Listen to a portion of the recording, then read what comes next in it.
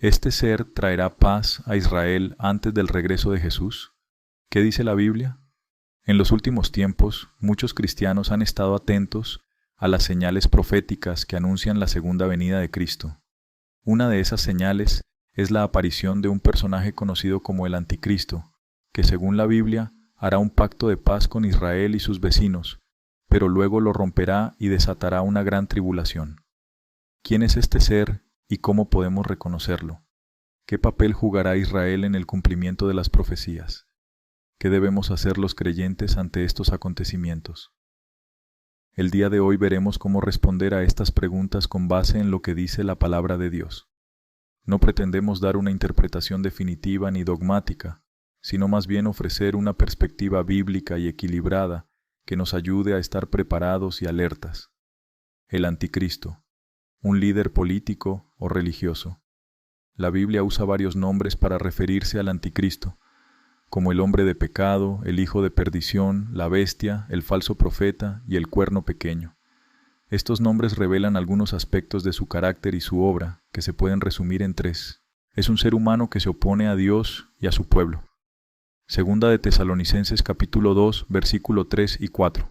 Apocalipsis capítulo 13, versículo 5 al 7. Es un líder mundial que engaña a las naciones con sus señales y prodigios. Segunda de Tesalonicenses capítulo 2, versículo 9 y 10. Apocalipsis capítulo 13, versículo 11 al 18. Es un aliado del diablo que recibe su poder y autoridad. Apocalipsis capítulo 13, versículo 1 al 4. Apocalipsis capítulo 17, versículo 12 al 14. Aunque la Biblia no nos da detalles específicos sobre su origen, nacionalidad o identidad, sí nos da algunas pistas que nos permiten deducir algunas características generales. Será un hombre carismático y persuasivo, capaz de ganarse la confianza y el apoyo de las masas. Daniel 7:8, 8:23, Apocalipsis 13:3-4. Será un hombre astuto y sagaz, que usará la diplomacia y la mentira para lograr sus fines. Daniel 8:25, 11:21, Apocalipsis 13:14. Será un hombre ambicioso y soberbio, que se exaltará a sí mismo por encima de todo lo que se llama Dios o es objeto de culto.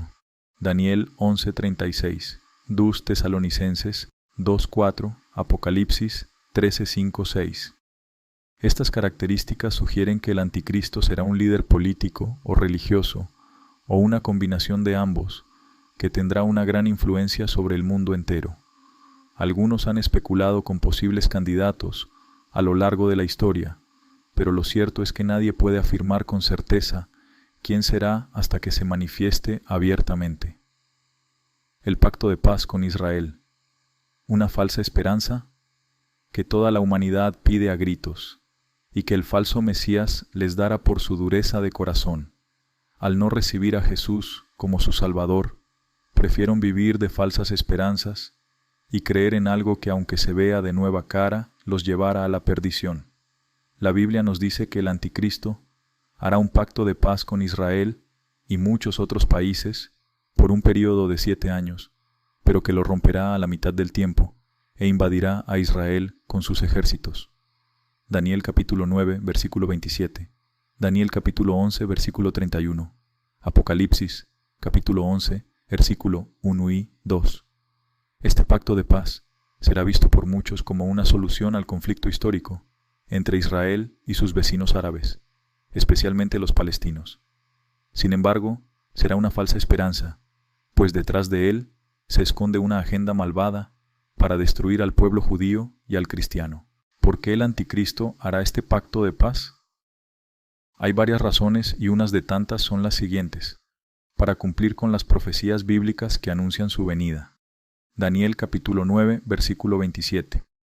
Para ganarse la simpatía y el respaldo de las naciones que buscan la paz en Oriente Medio. Apocalipsis capítulo 13, versículo 3. Para preparar el escenario para su futura rebelión contra Dios y su guerra contra los santos. Apocalipsis capítulo 13, versículo 7 al 16. Ahora que traerá este pacto de paz y que será lo que realmente viene. ¿Qué implicaciones tendrá este pacto de paz para Israel y para la Iglesia? Estas eran algunas de las consecuencias. Una aparente seguridad y prosperidad para Israel, que le permitirá reconstruir su templo en Jerusalén. Daniel capítulo 9 versículo 27, Apocalipsis capítulo 11 versículo 1 y 2. Una creciente oposición y persecución para los judíos y los cristianos que no se sometan al anticristo ni adoren a su imagen. Daniel capítulo 7 versículo 21, Apocalipsis capítulo 13 versículo 15 al 17. Una inevitable intervención divina para defender a su pueblo y juzgar a sus enemigos. Daniel capítulo 12 versículo 1, Apocalipsis capítulo 19 versículo 11 al 21. El regreso de Jesús, la verdadera y la única paz para Israel y el mundo, pero tristemente para muchos ya será muy tarde. La Biblia nos asegura que el anticristo no tendrá éxito en su intento de dominar el mundo y de aniquilar a los escogidos de Dios. Al contrario, su destino será la derrota y la condenación eterna. Segunda de Tesalonicenses capítulo 2 versículo 8, Apocalipsis capítulo 19 versículo 20.